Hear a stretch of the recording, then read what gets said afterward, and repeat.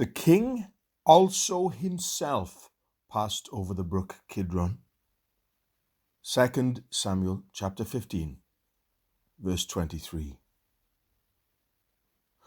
David passed that gloomy brook when flying with his mourning company from his traitor son. The man after God's own heart was not exempt from trouble. Nay, his life was full of it.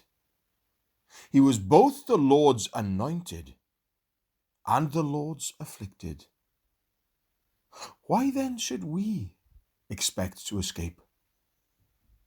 At sorrow's gates, the noblest of our race have waited with ashes on their heads. Wherefore then should we complain, as though some strange thing had happened unto us?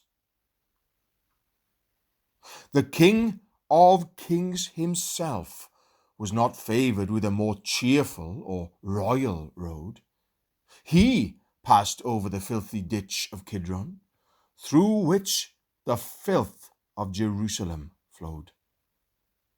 God had one son without sin, but not a single child without the rod. It is a great joy to believe that Jesus has been tempted in all points like as we are. What is our Kidron this morning? Is it a faithless friend, a sad bereavement, a slanderous reproach, a dark foreboding? The King has passed over all these. Is it bodily pain, poverty, persecution, or contempt? Over each of these Kidrons, the King has gone before us. In all our afflictions, he was afflicted. The idea of strangeness in our trials must be banished at once and forever.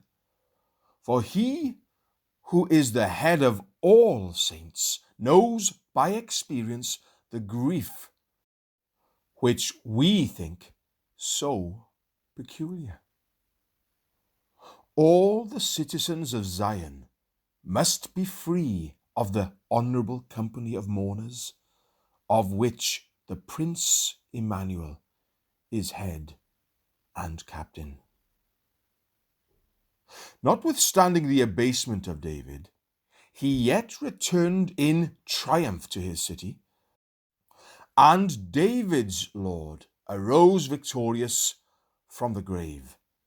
Let us then be of good courage, for we also shall win the day.